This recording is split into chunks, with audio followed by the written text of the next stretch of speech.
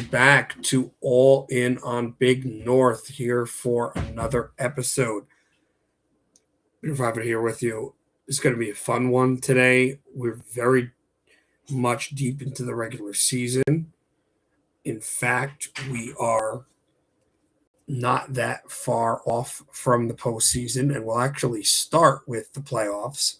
I was thinking of putting in a playoff matchup thing, but for the postseason, if it was to start today, let's bring that up and hope everybody's having a good time. Hope everybody's enjoying themselves right now. We'll give you some flowers as well before we get into everything else, the meat of everything going on. Final happened today at Clary Anderson Arena, Montclair 3, Paramus Catholic 2. So the Mounties were able to beat the Paladins 3-2. And going on right now, we are assuming it's the second period. Don't have a score on it yet. It's at McKay Arena in Englewood. Tenafly, Cresskill, Leonia. Until we have a score update, currently, we believe, scoreless with Johnson at Dayton and Roselle Park, a team from the NJIC McMullen Division, all Union County team, come all the way up to Bergen County to face the TCL Tigers. But moving on for the Big North teams, Ridgewood, if playoffs were today, they would host aforementioned Montclair in the first round because we're through halfway of the regular season as the 1 seed. Northern Highlands as the 4 seed, if playoffs were to start today, would face off against 13th Summit. 7th ranked Ramapo would actually be a Big North battle. They would face 10th ranked Passaic County Technical Institute, PCTI. Interesting because they're both in the same division.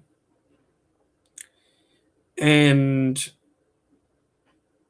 that is it for, those are all the Big North public teams in general.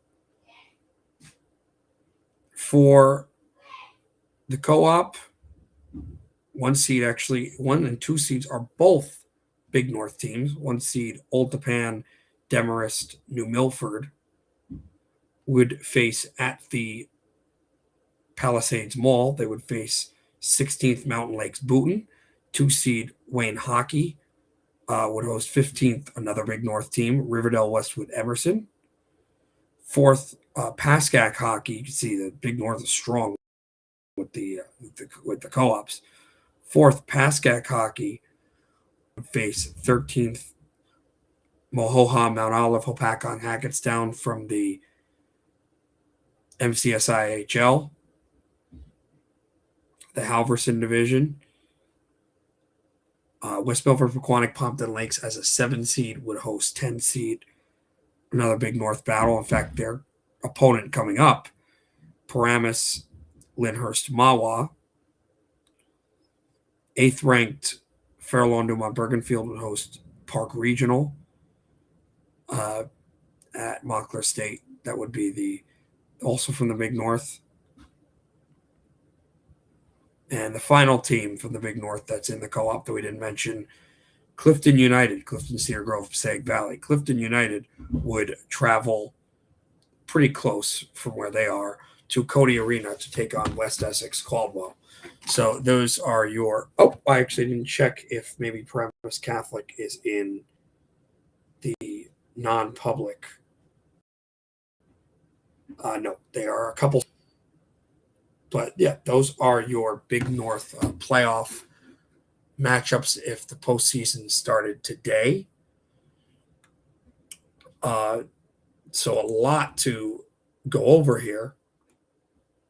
Thank you about that. You as well, Kurt. But a lot to go over, as we were mentioning today, with Big North hockey and all the stuff as the divisions shape up. But before we get to that, we got to go through our scores. If you remember, scores of our top 5 games that we mentioned last time we did the show. Of the top 5 scores, now one of them we actually can't talk about, right, because it actually didn't occur. The game was canceled. There was a massive snowstorm, if everybody remembers, in North Jersey. So that was a big deal. So Northern Highlands was unable to take on Middletown North. But the other four did occur. And that's Pascack and Pascack Park Ridge against Morristown. And Pascack, they were not able to actually come up in front, as Morristown, we mentioned, a really strong team in the Menin division. Well, in that game, Praytell, a 4-1 loss to the Colonial. In Sports Care out in Randolph, Morristown, who's 8-2, a top 25 team in New Jersey, top 20 team. Only the second loss for Pascack hockey, but Scotty Williams had a goal for the Colonials. Luke Williams, his brother, we mentioned, the speedster, he had 2 assists as well as 2 points for Scott Williams. And Artie Conover is a great goaltender, 21 stops. Just not a lot of shots, 22 shots for Pascack. And Tyler Rothschild absolutely had to weather a storm. I mean, 50 shots on net by the Colonials. That is a whopping amount for a very defensive team that can score goals. So they just never got out of their own zone. And credit Morristown. Colonials played really well, and this was a team that was trailing. Jack Sheehan, we've mentioned him, the Pascack hockey kid from Pascack Valley, also assists from Dargan and his best friend on the line on the Green Machine line in Joe Mayer from Park Ridge. But after that, it was all Morristown, Noel Gaynor, Scotty Williams, Louis Harry, and Conrad Carreau put the puck into the empty cage. So it was a close game, all things considered, but Pascack just couldn't get it done, and a great job finishing off by Morristown. So credit Morristown. And then West Milford, Pequannock, Pompton Lakes. We mentioned them. They've been in a bit of a slump recently, but they come up with a huge performance. This was back in December, because remember, this is our first stream of the new year, but that was a huge performance by West Milford, Pequannock, Pompton Lakes in outdoors in the Englewood Field Club at the Country Club. And it was rich living for them against West Essex Caldwell. Interestingly enough, that is their last victory of the season so far. They've lost 3 unanswered since then, but 8-2 all over West Essex Caldwell. You said you can't let them get to the net. Can't let guys that can score goals for West Essex Caldwell that have prime offensive opportunities. Can't let those guys come in. Can't let the young guys like Podvy skate through. Cannot give up shots to top-tier goal scorers that the Knights have, like Carmine Bogart. If you remember, we mentioned that last show. They did not do that. Joey Barquario, who we'll mention the top 10 goal leaders, he had a hat trick. Jack Murphy had 3 assists for WMPQPL, 5 points for the Pequannock Golden Panther and Joey Barquario. What a player he is. And Matt Montana, they threw a lot of shots at him, but Montana was tremendous. 36 stops on 38 shots. And you talk about being offensively efficient against the sophomore Dario Gallucci. WMPQPL only threw 22 shots on Gallucci. 8 of them went behind the young netminder for the Knights. So tremendous performance by WMPQPL, but as we mentioned, they have lost 3 unanswered, 4-2 loss to Livingston, 5-3 loss to Governor Livingston Providence, and a 4-3 loss to PCTI, which was big in the Big North. Their next game, which we will be highlighting, is in a couple days on Friday at the Ice Vault against the Paramus Tryout. So intriguing note there when you talk about teams like WMPQPL. So they did win 8-2 against West Essex Caldwell. The big matchup, Ridgewood, Ramapo. Oh, when you talk about Superman and Kryptonite, the Maroons, specifically the Lasaros, have been the absolute kryptonite to the Ramapo Raiders. I mean, this team, over and over again, it's like the same script of a movie being replayed constantly for these Raiders. They do a great job on their coaching, great job defensively, but sometimes there are certain teams that just, when you match up against them, it doesn't go the way you want. In Ramapo, it has been a struggle offensively and defensively against Ridgewood. After they had lost to them 3-1 earlier in the year in their second game of the season, they're going back at the ice vault. And what ends up happening, Will Lasaro has a hat trick. It's a back and forth game, 7-6 win by the Maroons over Ramapo. Ridgewood, 5 points by Will Lasaro, including 3 goals and 2 assists. And Luke Lehero got a lot of shots past him, but again, being offensively efficient. 20 shots. Yeah, 20 shots at Lehero. 35 saves, 35, 42 shots he had to face. My goodness, Oliver Grant didn't have a lot. And despite the fact that the Raiders had a 2-1 lead at one point, then they ended up getting a 5-4 lead and tying it late thanks to Liam Ahern. Will Lasaro was the hero, recording the hat trick. He was the guy that tied it late in the state playoff game against Ramapo last year and helped set up the winner by his brother, AJ Lasaro. So tremendous win for Ridgewood, but then just another chapter that didn't go Ramapo's way. And this is before, Ramapo had a heartbreaker in the Bergen County tournament that we'll mention as well. And now the final game to mention before we get into the divisions, we're going to get into the Bergen County tournament. That's going to be a big deal when it comes to what's going on, because the Bergen County tournament quarterfinals already started. Frisch Academy and Riverdale Westwood Emerson. They're mentioning that, but that game also got canceled. But if you want to keep the matchups, talk about them. Their first and only Big North matchup on the 29th of December, they did, meaning Frisch Academy, blank Fair Lawn Dumont Bergenfield at Montclair State 3-0. So now we're going to go into the Bergen County tournament here. The Bergen County tournament finals are set, as you will see. But let's let you know how it occurred. And starting off with the first game, and of course I was there for both, but starting off with the first game, which was, and before we mention that, also like to mention that what occurred in this game, in these quarterfinals, was that Fair Lawn Dumont Bergenfield and Pascack Hockey were invited, and they declined. Now, if you remember last year, there were a lot of upsets.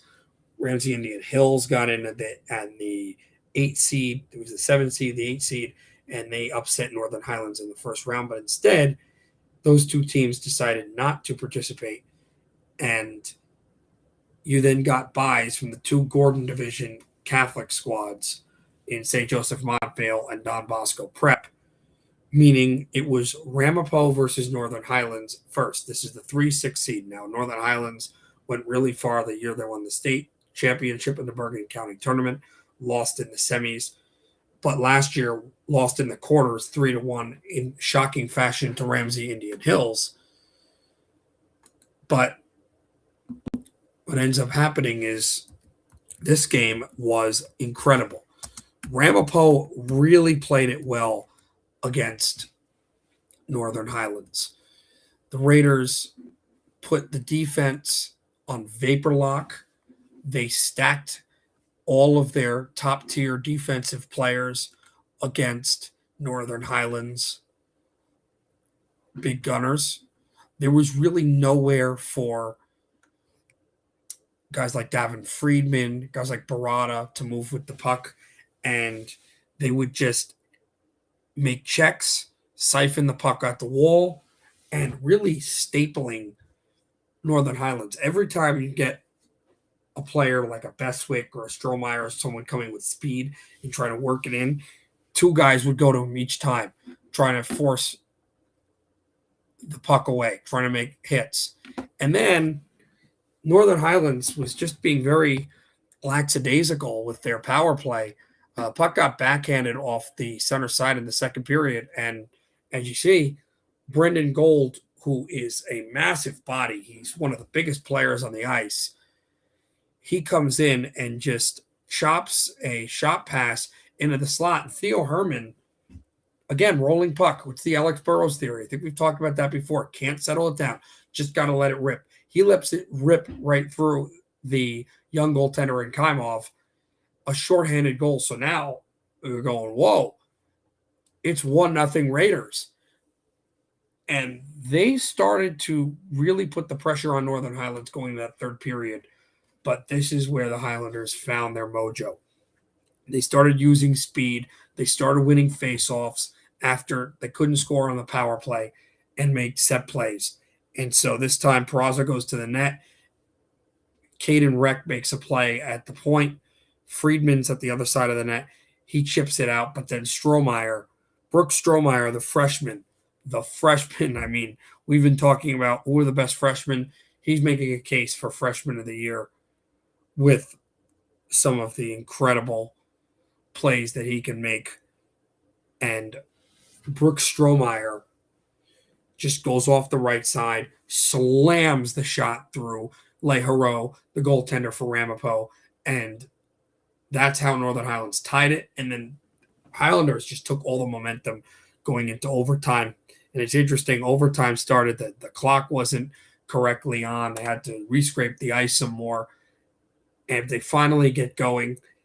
And again, Ramapo did solid on the faceoffs, but you could tell there was a lot of tired legs out there. I mean, it's shift on and out, and Highlands has ridiculous speed. And again, it's pucks to net. They win a draw. They play it to the net. Leharo makes a save, but then Davin Friedman from Barada, these two guys have just been destroying it out there on the ice for Northern Highlands. And Friedman just goes inside, jabs the puck through. So Northern Highlands were on the verge of a collapse and another quarterfinal loss to a team that they thought in that locker room and with Coach Jason Bestwick they should beat. Not that Ramapo is not a bad team. They're a great team. But again, these are the kind of things that happen when you've got pucks that bounce all over the place. You've got plays that can be made by players, and players make plays. And Davin Friedman made a great play. And so Northern Highlands advances to the Bergen County Tournament semifinal. That will be on January 20th against St. Joseph Montvale, who is currently the third team in New Jersey. They have some quality wins. A couple days ago, beat Seton Hall Prep. They have a tie against Del Barton, but we will talk more about that game once we get there. In fact, we'll be doing a show, not next week, but the week after. We'll be doing a show from Ice Vault for the Bergen County semifinals, and we'll see if one of the two Big North teams can get to the final. But it will be St. Joseph Montvale versus Northern Highlands from the Ice Vault on December 20th. And now going on to the next semifinal, which is quarterfinal, which was Ridgewood up against Bergen Catholic. This was really big because It's the second straight year that Ridgewood had a chance to get to the semifinals of the Bergen County tournament against number 1 seed Don Bosco Prep, who's the number 2 team in the state, number 4 5 in the country. I got to see them today actually tie Delbarton 1-1. So they're an impressive foe, as you would imagine. But getting out of the conference, we already saw Northern Highlands play a team in the Gordon Conference in aforementioned Delbarton. They lost 4-2. But what could Ridgewood do in their first Gordon competition against Bergen Catholic? For those that don't know, the Gordon Conference is the conference of all non-public teams. There are a couple teams like St. Joseph Metuchen, Morristown Beard, Paul VI that are not in that conference, but for the most part, all of the big heavy hitters with national ranked teams and OHL ready players are in that league. You got your Delbartons, your Christian Brother Academies, your St. Augustine Prep, your Princeton Day School, Bergen Catholic, St. Joseph Montvale, on and on and on. So it's a very tough division to go up against, especially the main division. So Ridgewood got a crack at Bergen Catholic, and the Crusaders, who had a tough year last year, second year with the new coach, now kind of had their footing. And you have to also realize there was a lot of want to get to play Don Bosco for the Crusaders because Bergen Catholic, that's their big arch rivalry. And they also narrowly lost to Don Bosco Prep a week previously to this game, where they had 2 leads against the Ironmen, which was quite surprising for them. So there was a lot of motivation for Bergen Catholic, and the game was kind of standstill. Then the Crusaders broke it open, as you see. George Wayner, who is the bumper defenseman, just kind of barrels a shot through the low slot, very similar to Herman's that we were mentioning with Ramapo against Northern Highlands in the quarterfinal.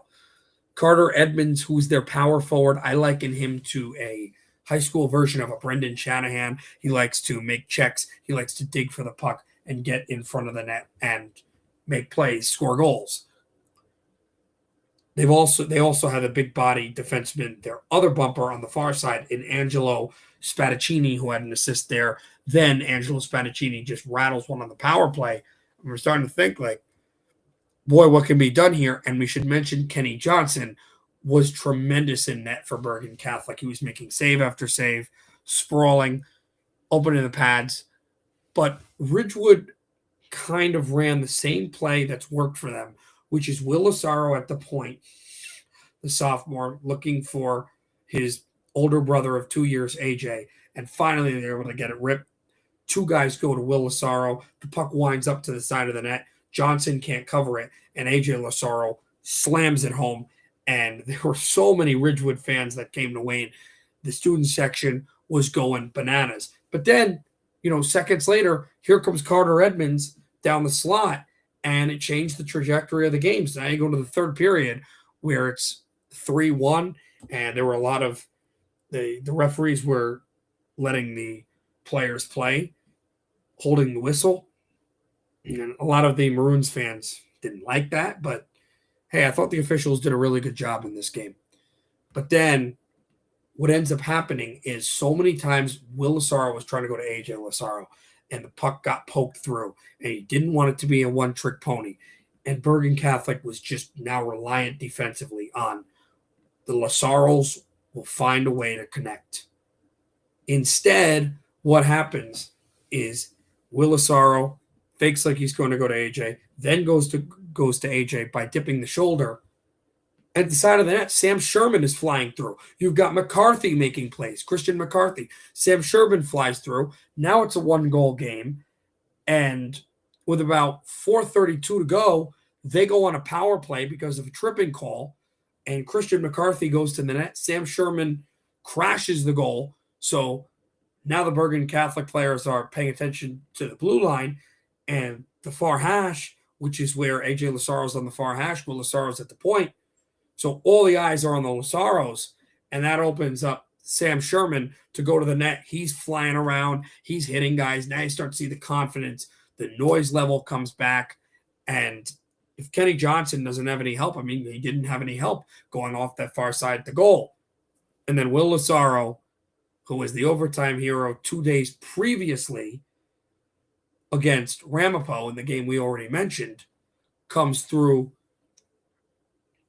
with a shot that just just gets through the goaltender, just handicaps Kenny Johnson. In fact, what ends up happening is when you don't get a block and don't get the puck out and guys aren't going down, it opens up a lane to shoot. So Spadaccini tries to get the puck out, tries to block a pass, can't, and Will Lazaro rips it top corner under the crossbar to make it 4-3 with 1:08 to go. Ridgewood never looked back. What a clawback for the Maroons. And now Ridgewood is moving on to the finals with a rematch against Don Bosco. So they'll get another one of the prime public schools in Bergen County. Now, the Ironmen beat Ridgewood 8-0, and they've got a tremendous goaltender of their own. They've got some great goal scorers that they have. Farrell's one of their top-tier players that Ridgewood has to deal with. We'll mention more about that next week. I think next week we'll probably give a preview into what this game will be about. And then the week after that, we'll be going live, likely after one of the games. I think the first game is probably going to be about 6:30, and the second game will be about 8:30. So we'll probably be going live during the second period of the latter game, whichever it ends up being. That's in 2 weeks. But yes, that is the Bergen County tournament. So Bergen County tournament quarterfinals. Congratulations for a great fight by school that we cover. That this company covers, Big North in Ramapo, and also not in the Big North, but still, congratulations on good, great competitive effort by Bergen Catholic. So, and they'll have their own shot at Don Bosco again in the season at the Ice House, and they'll have another shot at them likely in the Gordon tournament, the Gordon Cup tournament, and possibly in non-public as well. So they'll definitely have opportunities at not just Don Bosco, but St. Joseph Montvale. But it'll be Northern Highlands against St. Joseph Montvale, time to be determined, on the 20th, as well as the 1v4, which is Don Bosco Prep against Ridgewood. So, moving on from that, let us look at our top 10 games, our top 10 teams, rather, and talk about how they have been and what has occurred, what we think about those teams, and how the landscape has altered without a doubt.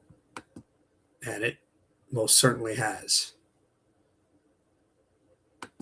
So here we go. Here's your top 10 right now. Number 1,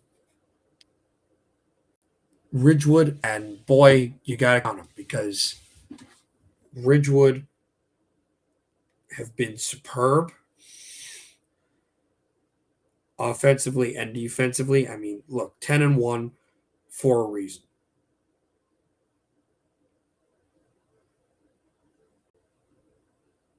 They come away with, they start off, beating PCTI. The only loss is a 4-3 loss to Northern Highlands at Sportorama. They beat all the teams they have to. They're undefeated in their division. They've swept Ramapo in the season series. They could meet them again in the Gold Cup. We'll have to see how that goes. Beat West Milford, Pequannock, Pompton Lakes. They've beaten Wayne once. They'll have Wayne again. And they'll have PCTI again as well. Obviously, we talked about the comeback win. Now you have a Gordon win against Bergen Catholic, the only team in the Big North now with a Gordon win. Beat West Essex Caldwell 6-3. Not only that, but you beat another non-public team if you're Ridgewood in St. Joseph Metuchen. The Lasaros are tremendous. We talked about Sam Sherman is a great player. Christian McCarthy. They have a very thin goal because there is no backup for Oliver Grant, but he had 17 stops on 20 shots in the game against Bergen Catholic in the BCT quarters. Look, they're a tremendous team right now. Despite the fact they have the loss against Highlands, they have gone on a severe winning streak since then. 1, 2, 3, 4, 5, 6, 7 consecutive wins after won their first 3 games going to Northern Highlands since they lost to the Highlanders. 7 consecutive wins for Ridgewood. Then Pascack hockey. Boy, you got to talk about Pascack hockey, don't we? Because they have been a house of fire as well, and they're starting to really heat up after some losses. I mean, they had that brutal loss to Northern Highlands in their second game of the season. They lost to Morristown, but before they lost to Morristown, after Northern Highlands, they had 1, 2, 3, 4, 5, 6, 4 consecutive wins going to the Northern Highlands after the Northern Highlands lost before the Morristown loss. 4-1, that was a tough one, but they've beaten Ramsey Indian Hills. They shut out Montville. They beat the Tenafly Triumph. We talked about that, and this was the big one. You have a rematch against Northern Highlands where you're the home team. You're Pascack. Pascack has not lost a technical home game. I call it technical because they play on the same ice that Northern Highlands does. But they were a road team. They didn't get last shift. They get last shift in this game. Is it 10-1? No. There's only 1 goal scored in the game. And Pascack is the one that scores it. A 1-0 win. Tyler Rothschild has a shutout over the Highlanders. Jack Sheehan, of course, on the power play. But 42 shots and 42 saves for Tyler Rothschild, who seems to be not just the heir apparent, he's the man now as the goaltender for Pascack. And not a lot of shots on Kaimov, but they got 23 on him, and one of them was able to get past Kaimov. And interestingly, the Sheehan goal was 8:57 of the first. So scoreless second and scoreless third, where Highlands was trying to do what they did in the Bergen County tournament. And talk about a stifling defense, despite the fact, and what a game by Tyler Rothschild. So now you split the series as Pascack against Northern Highlands. You've beaten TCL. You'll get another crack at TCL in Sportorama. That's Tenafly Crescaleonia. And you've beaten Old Tapan, Demarest New Milford in Palisades. And you're going to get another crack at them at Sportorama as well. In fact, it's the 24th and 25th of January. So they'll get 2 consecutive games against divisional opponents to possibly go 5-1 in their division ahead of the tournament. So tremendous by Pascack hockey. Northern Highlands. Well, Northern Highlands drops a little bit because they still have had some great wins, like the Bergen County tournament victory over Ramapo.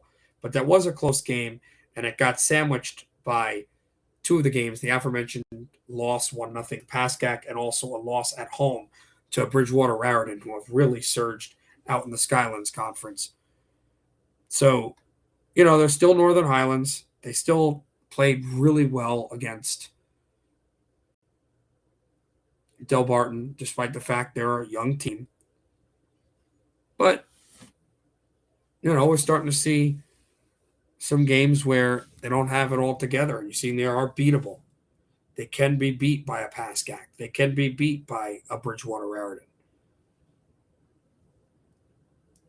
Now, they, as we mentioned, have that loaded schedule coming up. Some big games that we'll be talking about, like against Randolph.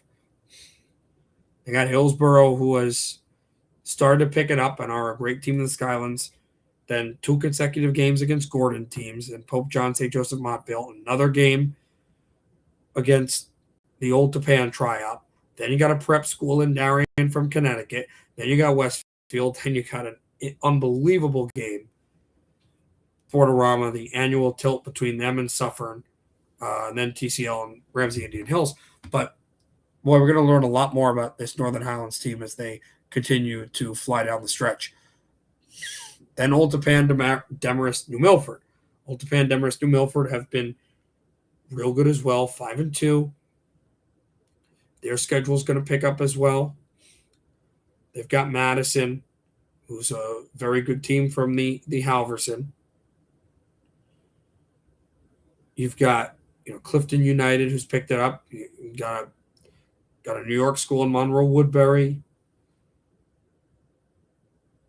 You've got you got Pascack, you got Highlands, Pearl River, TCL, Pearl River again. I mean, there the Colonia tryout. There are some really tough games coming up for Old Tappan, Demarest, New Milford, and so far they have really surged as one of the real surprise teams, and sitting, as we said, number 1 in North Co-op. The state tournament would go through the Palisades Mall if Old Tappan, Demarest, New Milford is able to continue to roll through the schedule. But as we mentioned, they do have some real tough opponents coming up. So we will see how that goes for them. Wayne Hockey, they've risen up. Now have an 8-2 record. I'd like to see Wayne play more of the teams in their division, play the Ridgewoods, the PCTIs, the Ramapos. But look, you can't control at this point what happens, who you play. You just control how you play and how have they played. They've played tremendous. What are the 2 losses? 1 goal loss to the Old Tappan tryout and a 2-goal loss to Ridgewood. They're going to another crack at Ridgewood.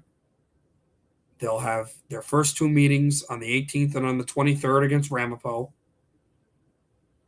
Very interesting game to end their season also in Flemington against a really good Hunterdon Central team.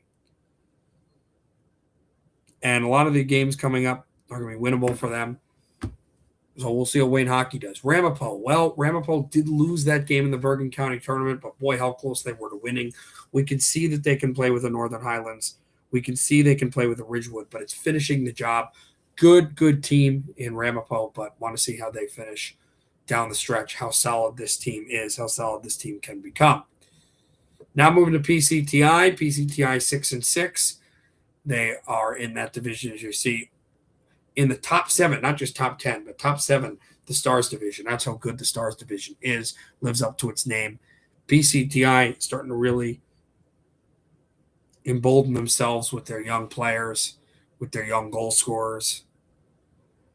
And there's a good win over the West Milford tryout, but you're going to have to see, okay, I see that. What more can be done? Can they double down? Let's see if they can.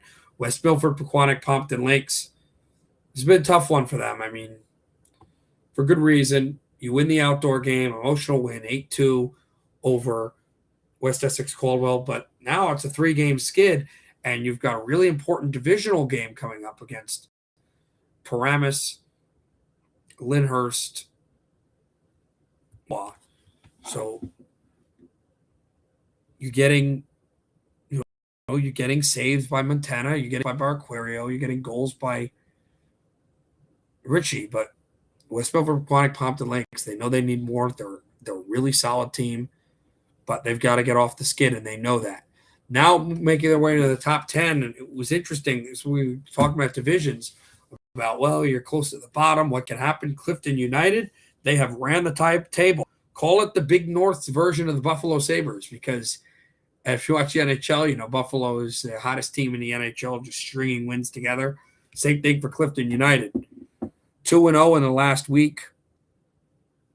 They have pushed themselves from a tie in the bottom where they just got to third in the division literally hours before our last show to now they are leading their division.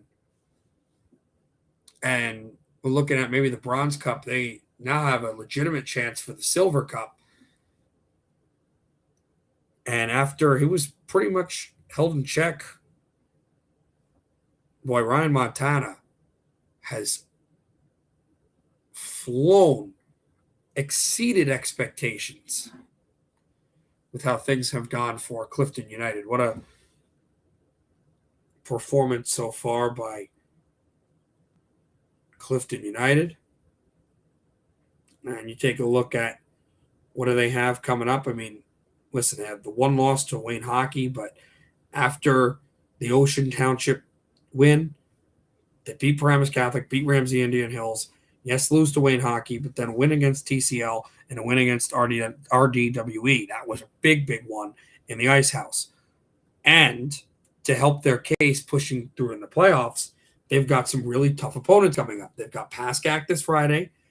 Then you go to the Palisades Mall next week to take on the Old Tapan Tri-Op. We're probably going to be previewing that game, next week. Then you got another game in your division against Paramus Catholic.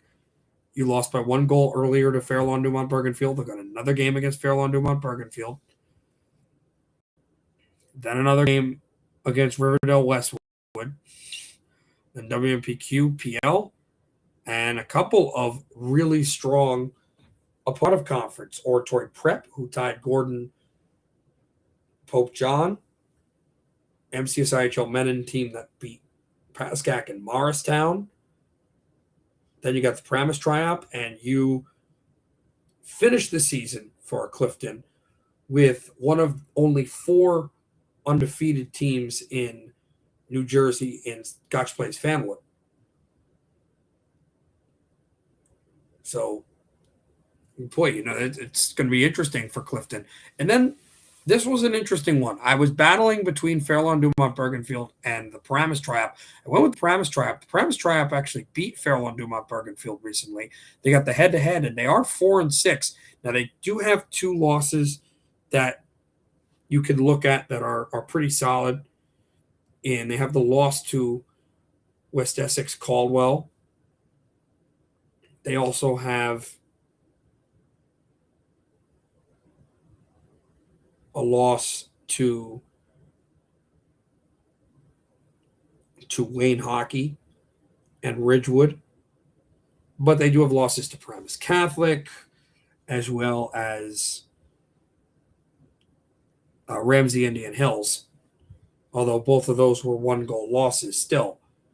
But you're starting to see a fight in what this team can do, this Paramus team. They've taken care of some of the teams that they've had to take care of. They'll get Ramsey Indian Hills again. They'll get WMPQPL twice, which is an important game for not only them, but WMPQPL, because that would put WMPQPL in the tailspin with a loss. It would be their 4th consecutive. And this could be the 2nd consecutive win after they were on a 3-game skid for Paramus Lyndhurst Mahwah. So very, very important games coming up. Another one against Lakeland Hawthorne Waldwick. You've got the Nutley Co-op in the NJHL and Nutley Tri-Op, Nutley Columbia Bloomfield. You got Ramapo from the Stars. You got PCTI from the Stars. TCL, you got Pascack, Clifton United. This will be intriguing for this Paramus Tri-Op. So although they only have 4 wins, I'm seeing the gears starting to move for Paramus Lyndhurst Mahwah. All right, let's move on to the division, starting first with the Freedom Division, which is Northern Highlands and Pascack and TCL.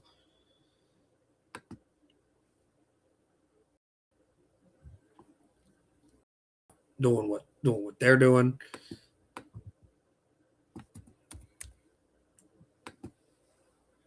So Pascack 7-2 in the lead of this division, as we mentioned.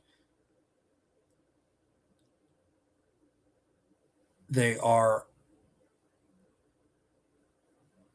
3-1 so far in divisional play, with a win over Old Tappan Demorest New Milford, a win over TCL, and a win and a loss over Northern Highlands. They had the 10-1 loss, and they had a 1-0 win over Northern Highlands. So Pascack Park Ridge, absolutely where they need to be.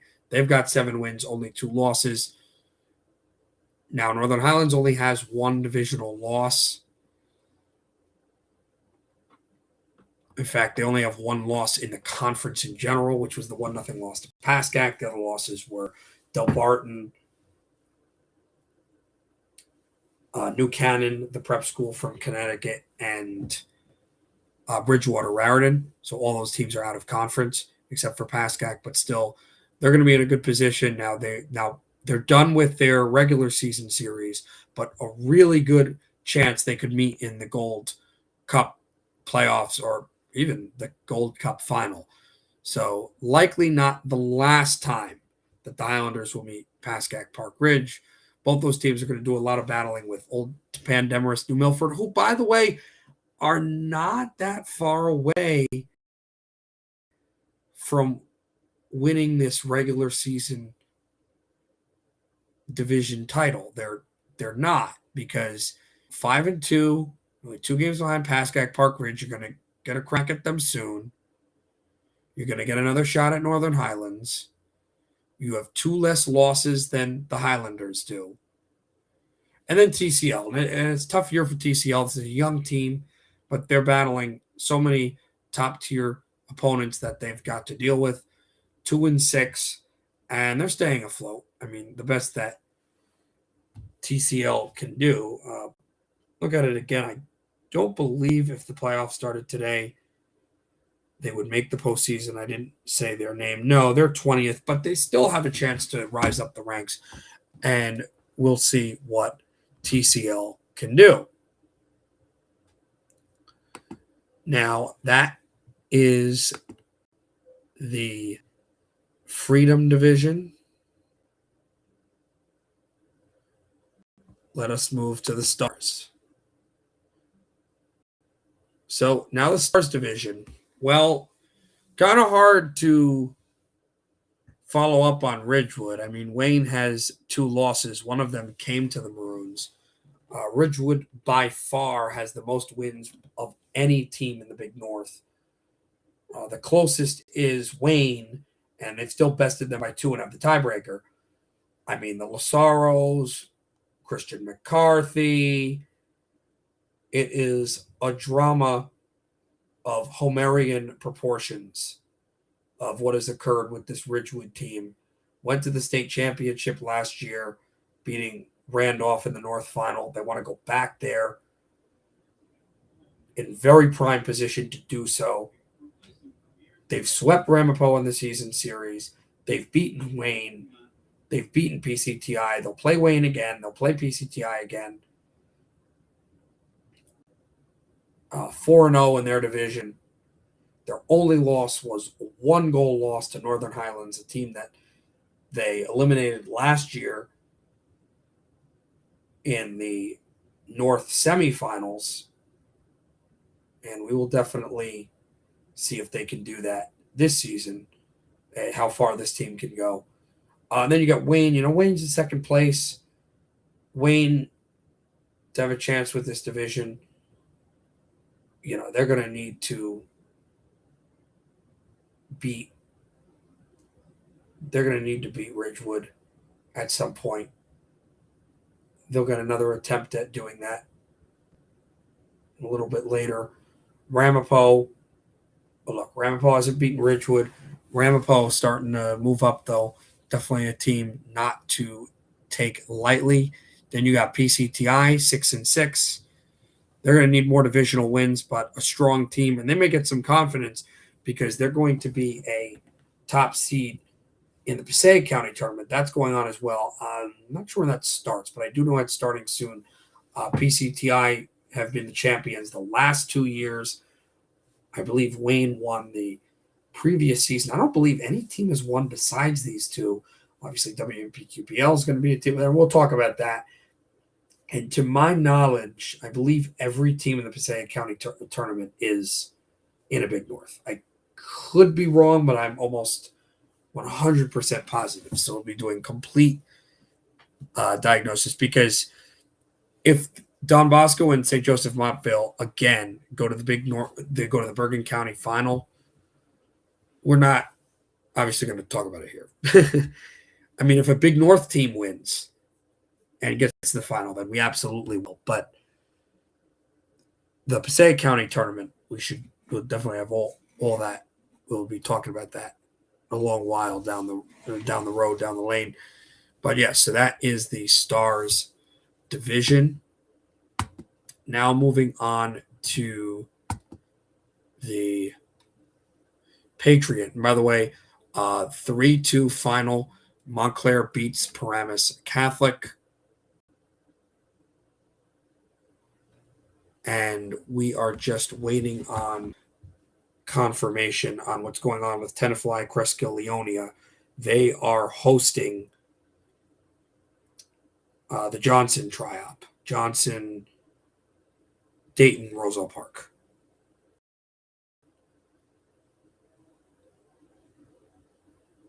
I still don't have an update. But anyway, Clifton United leads the Division C. They had 3 wins. They had just gotten to the 3rd place over Paramus Catholic. Well, they've upped Fair Lawn Dumont Bergenfield. They still have to beat them this year, but they've beaten Riverdale Westwood Emerson, beaten Paramus Catholic. Now 6-4. What a surge for Clifton United. Since that loss, they have won 4 out of their last 5. Again, tremendous performance by Clifton United to get into the division lead. Right behind them, though, is Fair Lawn Dumont Bergenfield, who are 5-4-1. Then you've got Riverdale Westwood Emerson, who, and they had to push it up. They know that, 3-5-1. And, Paramus Catholic started out solid for them, but it's been a tough year down the stretch. They're going to start needing some wins to get into the playoffs, the state playoffs. They'll have an opportunity to make the Bronze Cup. I don't know if they can make the Silver, but definitely the Bronze Cup. We'll have to see how the format flows out, though. Still wide open, and even to get the division, too, because Paramus Catholic has another opportunity, again, to beat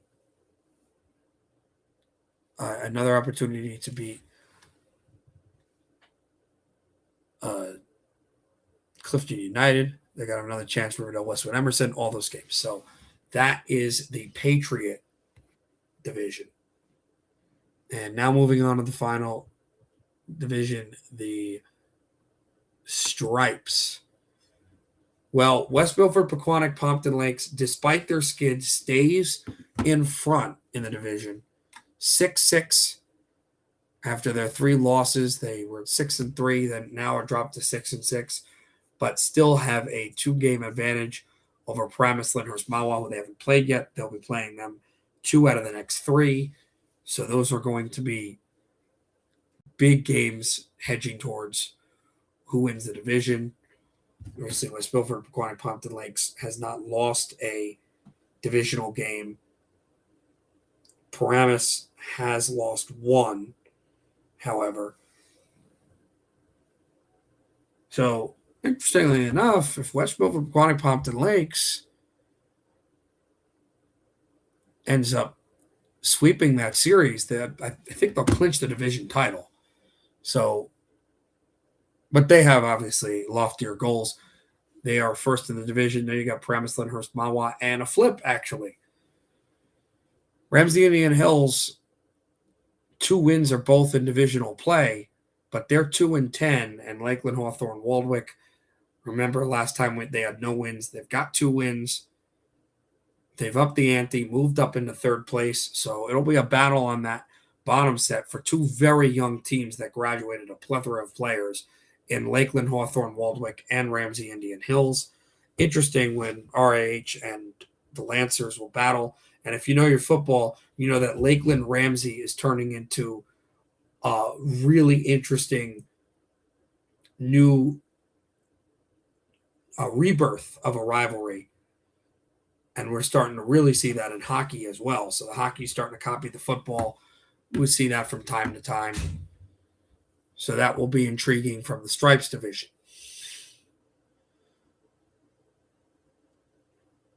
So now we'll go to our top 10 goal scorers. We don't have time for the points and anything like that. We'll go to our top 10 goal scorers and then our top 5 games. Unless I'm missing something else.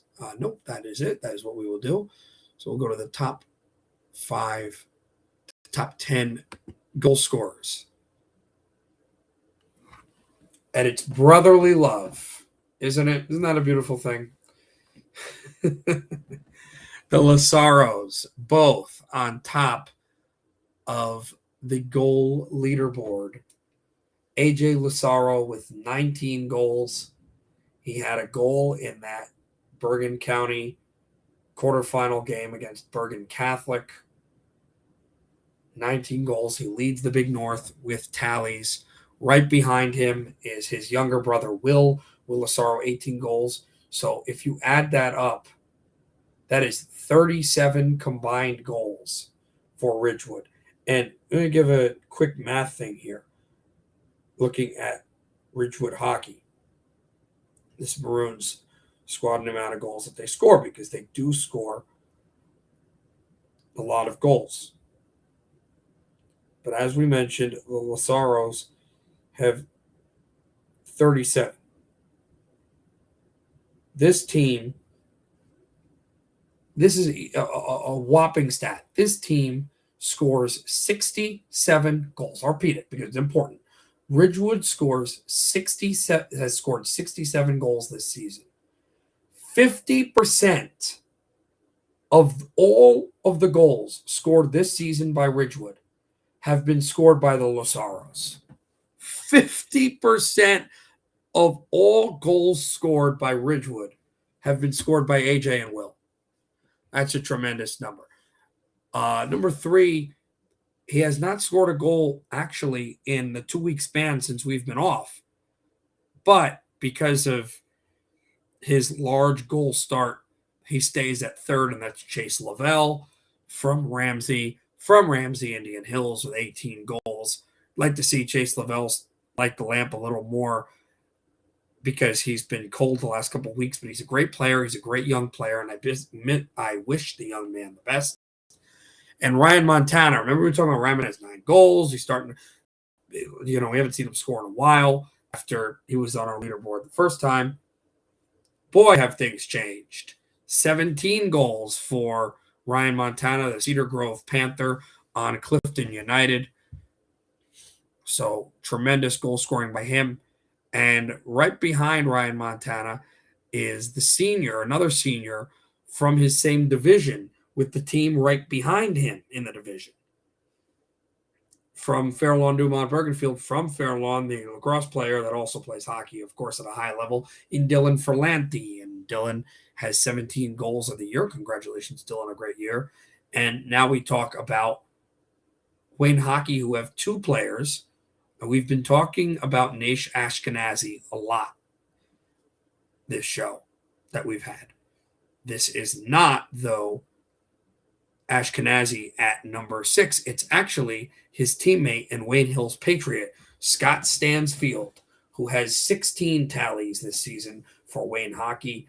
Part of the reason why they are 8-2. So congratulations to Scott from Wayne Hills. For Wayne Hockey, he has 16 goals. And then Joey Barraquario, mentioned him from Pequannock.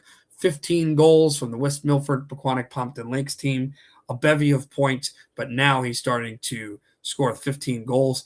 And his teammate from Pompton Lakes, Tim Ritchie from West Milford Pequannock Pompton Lakes, with 15 goals as well. Both of them lead West Milford Pequannock Pompton Lakes in goal scoring. Scott Stansfield, teammate at number 9, the other lacrosse player on this list, Nate Ashkenazi from Wayne Valley, who plays for Wayne Hockey, the Wayne Valley Indian, with 13 goals. And lining up number 10, he is also in Chase Lavelle's camp at not having scored lately. I think he's only had one goal since our last show, so only one goal in about 2 weeks. In Troy Knaus, Devin Knaus' younger brother. Devin has graduated, but he's a great defenseman. Troy is a great forward that'll play defenseman as well. 13 goals for Troy Knaus for Tenafly Kreska Leonia. This is before, obviously, tonight's game against the tri-op of Johnson, Dayton, and Roselle Park, but 13 goals for Troy Knaus.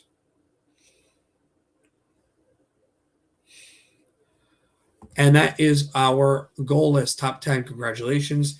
We'll try definitely to really crank out early, not just the points, but the assists and the saves and save averages. We'll start to get, our division. Congratulations to division winners up, and we'll think of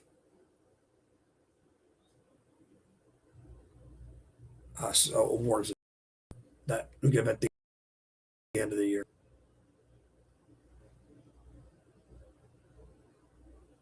Two players. Now moving on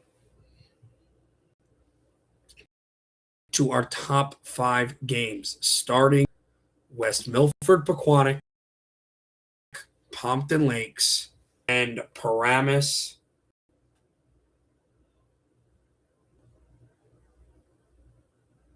Lyndhurst. West Milford, Pequannock, Pompton Lakes, and Paramus, Lyndhurst, Mahwah. Really important game coming up here. Listen, the Paramus Tri-op has an opportunity to go on a 2-game winning streak and send West Milford, Pequannock, Pompton Lakes down with a 4-game losing streak and start to really tighten the race for the division title, which looked like it was all WMPQPL, but now PLM have an opportunity here. They've got some good goal scorers that we've talked about on the Paramus side. They've moved into our Big North top 10. And they understand the stakes because they're going to be playing WMPQPL a good amount. That'll be a 9 p.m. game. But what do they have to get going? Well, the physicality for WMPQPL is going to be a problem for Paramus. Paramus has to play with speed, and they've got to, at the same time, not allow the puck to end up in their end. Defense, forecheck, bring up line changes, get guys fresh. And at the same time, you've got to run through your goal scorers. James Von O'Reed has to play well. So does Eric Cadu. And on the other side, for West Milford, Pequannock, Pompton Lakes, this has to be a must-win, a playoff game for them. They've got to bring the pressure. They've got to bring the physicality. Barquario, for being a smaller guy, has excellent speed and great physicality. And this is where you've got to lean on a guy. Pucks have to go in, and they have to batter this PLM squad physically. A lot of hits, scoring on turnovers, and the person that needs to play the best and will play the best, because this is the kind of guy he is Matt Montana, the goaltender. Can't allow a lot of rebounds. You've got to bring the physicality, and you've got to bring pressure on PLM here. Now I move into a very important division battle. That was in Stripes. This is in the Stars. From the Stars division, PCTI and Wayne Hockey. Boy, this will be interesting. PCTI for them, it's a lot of lateral offense. It's got to be quick shifts, and give your goaltender a breather. You can give up goals on rushes. And also, at the same time, you kind of want an inverted pressure zone, very similar to again, comparing the NHL to what the Canucks ran 2 years ago when they won their division. It was zone. It wasn't man to man, but it was the zone inverted pressure where usually the puck carrier was the one that got pressured when they started to drive in the offensive zone. Not the case though here. The pressurized zone needs to be put on guys like Ashkenazi, the real difference makers for Wayne. And then for Wayne, it's a very similar game plan like WNPQPL. You've got size, a little less physicality, but you've got a lot of size. Get shots in on this goaltender and force missed matchups, force turnovers by PCTI. If PCTI can turn the puck over, Wayne's going to get it in their net. And Wayne knows that. In what could be another preview of the Passaic County final. Remember, because Wayne has a bitter taste from the last 2 years losing in the Passaic County final to PCTI. Now Wayne's going to be favored this year, but still the point remains the same. From Montclair State University, my alma mater, what a game this will be. Clifton United, Pascack, another all Big North matchup. In fact, our final matchup that features both teams from the Big North Conference. Pascack, well, they've got a lot of confidence after their 1-0 win over Northern Highlands. I want to see more from Joe Mayer getting inside. Shannon's done well. And for this team, it's physicality and it's working of the puck. Move the puck constantly. Do not allow Clifton United to get to a point where they can start stealing the puck and forcing it to the corner. Pascack, it's got to be penalties drawn and quick movement. For Clifton, you've got to force, you need to ride your goaltender. I think this is going to be a goaltending game, possibly. And you've got to set up your offense in the best part possible. Avoid physical plays and quick movement by Pascack and start forcing reactionary plays from their forwards. And this has to be another big game for Matt Montana. Montana's got to be a star in this game. And you almost want to start setting him up. And now sometimes you want to let the game go to you, not try to force those setup plays. But you could set up a guy like Matt Montana. That gives Clifton United a really, really strong opportunity to win this hockey game. And now the second last game, boy, this will be an interesting one for sure. A rematch of the North Final back in 2024, where Northern Highlands was victorious against Randolph.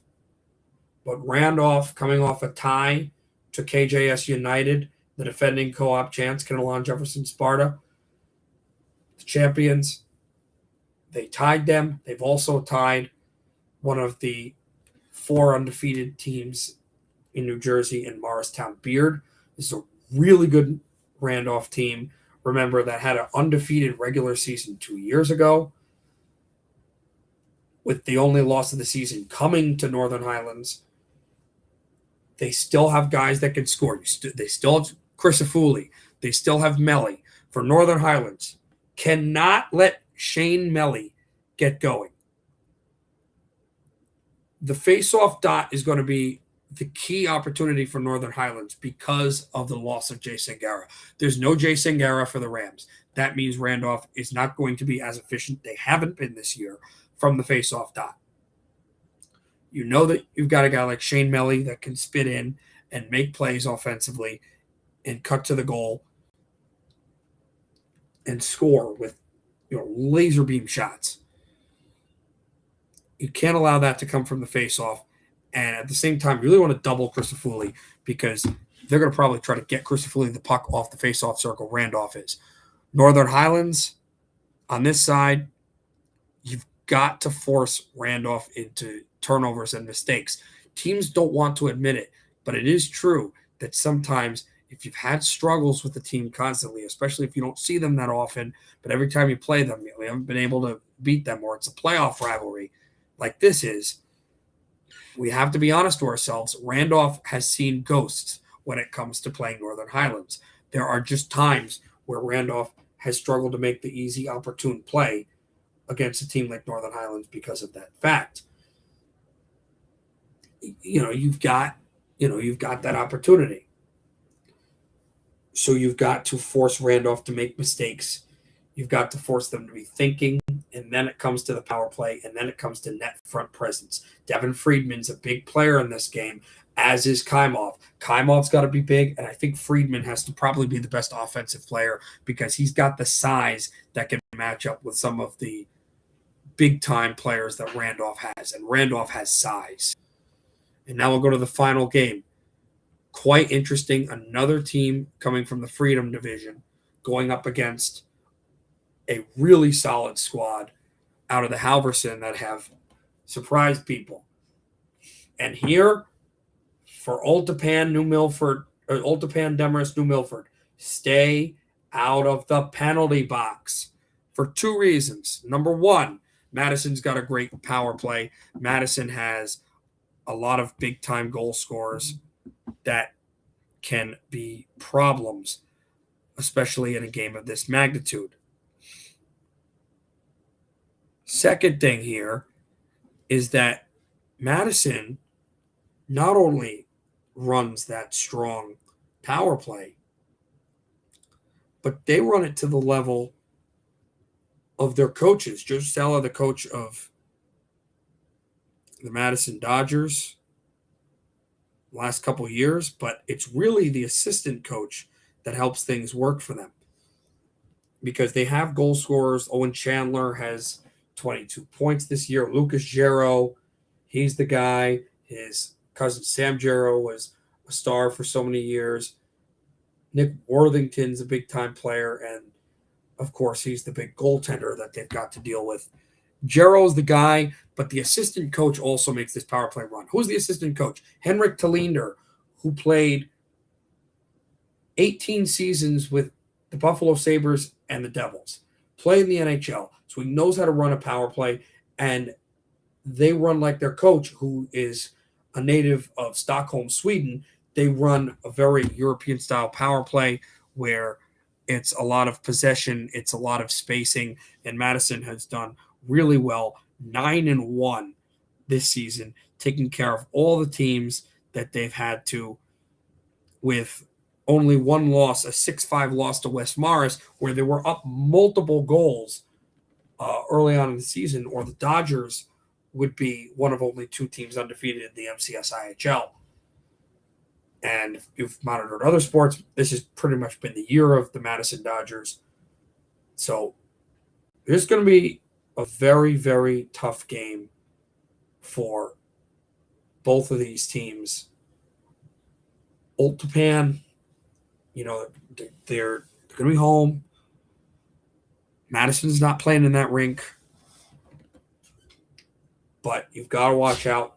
Don't be in the penalty box if you're OT, DNM. And let your goal scorers make plays, create turnovers, and get shots on Worthington for their opportunity.